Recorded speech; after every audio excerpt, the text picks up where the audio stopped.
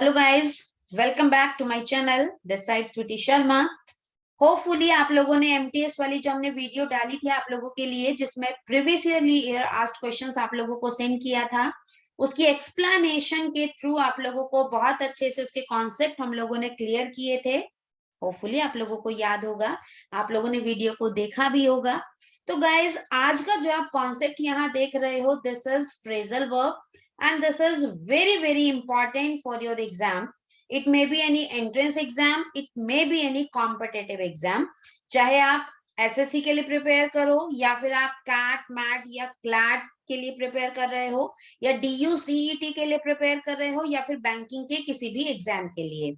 Basically phrasal verb के जो questions बनते हैं गाइस, वो क्लोज टेस्ट, जो कि आप लोग बोलते हो कि पैराग्राफ में फिल इन द ब्लैंक हमारे पास होते हैं, या फिर कॉमन एरर, इंप्रूवमेंट या फिल इन द ब्लैंक्स में बहुत बार देखने को मिलते हैं। चलिए स्टार्ट करते हैं आज का हमारा कॉन्सेप्ट फ्रेजल वर्ब। अगर पसंद आए तो लाइक करना मत भूलिएगा, वीडियो को शेयर जरूर कर दीजिएगा और सब्सक्राइब करना बिल्कुल मत भूलिएगा, ताकि न्यू जब हम कॉन्सेप्ट लेकर आएंगे तो आप तक वो वीडियो जरूर पहुंचे। तो स्टार्ट करते हैं फ्रेजल वर्ब। अब फ्रेजल वर्ब जब हम स्टार्ट करें तो सबसे पहले हमें यह आइडिया होना चाहिए कि बेसिकली फ्रेजल वर्ब है क्या, किसे कहते हैं हम कि ये फ्रेजल वर्ब है। गाइस, फ्रेजल वर्ब होती है बेसिकली एक कॉम्बिनेशन है ये, it is a combination of verb plus preposition और verb plus adverb that always provide a meaningful sense. This is the combination of phrasal verb. That means कहने का ये कि जब भी एक वर्ब के साथ हम लोग प्रपोजिशन यूज करें या वर्ब के साथ एडवर्ब का यूज करें और वो मीनिंगफुल सेंस हम लोगों को प्रोवाइड करे, तब जाकर वो नेचर बनता है किसका, फ्रेजल वर्ब का। तो कुछ इंपॉर्टेंट फ्रेजल वर्ब्स हैं जो एग्जाम में हाल ही में पूछे गए थे। आप लोगों का जो एसएससी का एग्जाम गया था अभी, सीजीएल का या सीएचएसएल का लास्ट ईयर, उसमें बहुत बार क्वेश्चंस यहाँ से अराइज हुए हैं। तो उसी के कुछ इंपॉर्टेंट फ्रेजल वर्ब्स आज हम लोग डिस्कस करेंगे और उसके बाद उसके बिहाव पर जो क्वेश्चंस बनते हैं, किस तरीके से एरर डिटेक्ट करना होता है हम लोगों को, वो भी हम सीखेंगे। चलिए कुछ फ्रेजल वर्ब। फर्स्ट मैंने यहां लिखा है guys, break in. Write down the meaning of break in. अब ब्रेक इन का मीनिंग लिखने से पहले बेटा यहाँ ये जान लेना कि ब्रेक इन और ब्रेक इनटू दोनों का मीनिंग बिल्कुल सेम होता है। अब आप बोलोगे कि दोनों का मीनिंग बिल्कुल सेम है, तो फिर दोनों में डिफरेंस क्या है? दोनों में डिफरेंस ये है बेटा कि जो ब्रेक इन होता है ये एक इंट्रांजिटिव वर्ब है। अब आप बोलोगे कि ये इंट्रांजिटिव क्या है, और जो ब्रेक इनटू है ये ट्रांजिटिव है। अब जब हमें यही नहीं पता कि ये ट्रांजिटिव और इनट्रांजिटिव क्या है, तो हम लोग आगे कैसे पहचानेंगे कि भाई वो कैसे कैसे यूज करेगा? तो कॉन्सेप्ट यहाँ ये कहता है कि भाई इनट्रांजिटिव का मतलब ये होता है कि इस वर्ब के बाद हमें किसी भी ऑब्जेक्ट की रिक्वायरमेंट यहां पर नहीं होती है। किसकी रिक्वायरमेंट नहीं होगी? ऑब्जेक्ट की। आपने सुना है ट्रांजिटिव वर्ब और इनट्रांजिटिव वर्ब हमारे होते हैं। भाई ट्रांजिटिव वर्ब वो वर्ब होता है जिसके बाद हमें ऑब्जेक्ट की रिक्वायरमेंट पड़ती है, और इनट्रांजिटिव वर्ब वो वर्ब होती है जिसके बाद हम लोगों को ऑब्जेक्ट की नीड नहीं होती है। वहां ऑब्जेक्ट हो या ना हो फर्क नहीं पड़ेगा, लेकिन ट्रांजिटिव वर्ब के बाद हमेशा एक ऑब्जेक्ट का आना जरूरी है। This is the difference between transitive and intransitive. Got it? और मीनिंग अगर हम दोनों का देखें तो मीनिंग दोनों का सिमिलर होता है, to enter by force. To enter by force, जबरदस्ती कहीं पर दाखिल हो जाना, कहीं घुस जाना, किसी चीज को तोड़कर घुस, जैसे चोर घुस जाते हैं किसी भी घर में, किसी भी ऑफिस में, किसी भी शॉप पर, तो वो क्या होता है? एंटर बाय फोर्स, जबरदस्ती घुस जाते हैं, बलपूर्वक एंट्री कर जाते हैं। नेक्स्ट है बेटा ब्रेक डाउन। ये अक्सर हम लोग लिखा हुआ देखते हैं बसेस पर या वैसे भी। तो ब्रेक डाउन का बेसिकली जो मीनिंग हम लोग स्टडी करते हैं वो होता है, या तो हम बोल सकते हैं टू फेल, या तो हम बोल सकते हैं टू स्टॉप, या तो हम बोल सकते हैं टू सीज टू फंक्शन। मतलब काम करना बंद कर दे इस तरीके से, या बंद हो गया है या खत्म हो गया है। नेक्स्ट है ब्लो आउट। गाइस ब्लो के साथ जब आप लोग प्रपोजिशन आउट का यूज करोगे तो इसका मीनिंग होगा टू एक्सटिंग्विश बाय ब्लोइंग। मतलब किसी चीज को जब हम फूंक मारकर बुझा देते हैं, जैसे हमारा हैप्पी बर्थडे होता है तो हम लोग कैंडल ब्लो करते हैं, उसके बाद फूंक मारकर उसको बुझा देते हैं, दिस इज ब्लो आउट। और ब्लो के साथ जब हम लोग प्रपोजिशन अप का यूज करेंगे बेटा, तो इसका मीनिंग चेंज हो जाएगा और मीनिंग बन जाएगा टू एक्सप्लोड। अब टू एक्सप्लोड का मतलब फूट जाना या किसी चीज को उड़ा देना, जैसे बम फोड़ा जाता है, उड़ाया जाता है, पटाखे फोड़े जाते हैं, तो ये होता है to explode, that means blow up. Next है जब बैक के साथ आप लोग आउट वर्ड का यूज करोगे, किसके साथ? बैक के साथ आउट वर्ड का, तो यहां इसका मीनिंग आप यूज करते हो टू विड्रॉ, बैक आउट में to withdraw from an agreement or a promise. That means किसी ने आपसे कोई प्रॉमिस किया या आपने किसी से प्रॉमिस किया और आपने वो प्रॉमिस तोड़ दिया, या आप उससे मुकर गए कि मैंने ऐसा नहीं बोला था, मैं ऐसा नहीं कर सकता हूं या नहीं कर सकती हूं, तो वो होता है बैक आउट होना। देन बैक अप, बैकअप का मतलब होता है बेटा to support. Next is bear out. Bear के साथ जब आप लोग आउट वर्ड को यूज करोगे, देखो बैक के साथ आउट, बैक के साथ अप, दोनों का मीनिंग चेंज।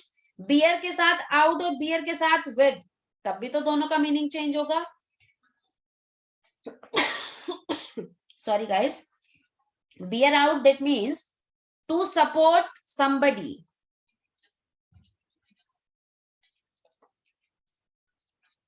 या फिर आप बोल सकते हो to confirm something. SBD, this is somebody, STS, this is something. Then bear with होता है to tolerate, to tolerate,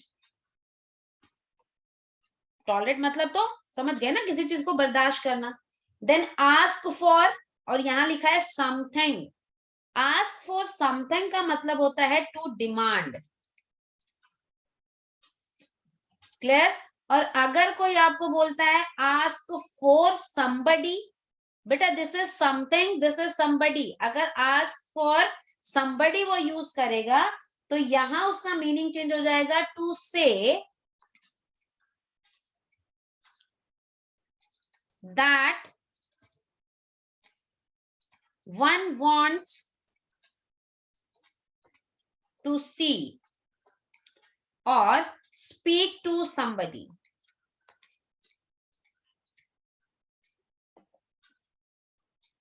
To say that one wants to see or speak to somebody. ये कुछ इंपॉर्टेंट फ्रेजल वर्ब्स हैं guys, जिसके बिहाव पर कुछ important questions मैंने यहां मार्क किए हुए हैं, 1 2 3 4 5। ये क्वेश्चंस बिल्कुल इन्हीं फ्रेजल वर्ब पर डिपेंड कर रहे हैं कि किसमें क्या एरर है, कौन सा फ्रेजल वर्ब वहां यूज होना चाहिए, कौन सा नहीं यूज होना चाहिए। जब आप ये लर्न कर लेंगे, अच्छे से समझ जाएंगे, तो उसके बाद आप ये क्वेश्चन सॉल्व करेंगे। चलिए हम स्टार्ट करते हैं, आप लोग अपना प्रैक्टिस बाद में कर लीजिएगा। क्वेश्चन आप लोग लिख लेना, आंसर चेक करने के लिए एक्सप्लेनेशन पे जाके आप लोग चेक कर लेना। डन, चलिए हम स्टार्ट करते हैं problems. First question, the house was broken in last week when the owner was on holiday. अब बेटा यहां उसने यूज किया है broken in। बेटा ब्रोकन जो वर्ड बना है बेसिकली ये कहां से आया है? ब्रेक से, ठीक है। अब ब्रेक हो, ब्रोक हो, ब्रोकन हो, या ब्रेकिंग हो, या ब्रेक्स हो, है तो वर्ब की ही फॉर्मेशन। तो यहां आप यूज करो ब्रोक इन होना चाहिए कि ब्रोक इनटू, क्योंकि हमने दो फ्रेजल वर्ब पढ़े थे, ब्रोक इन और ब्रोक इनटू।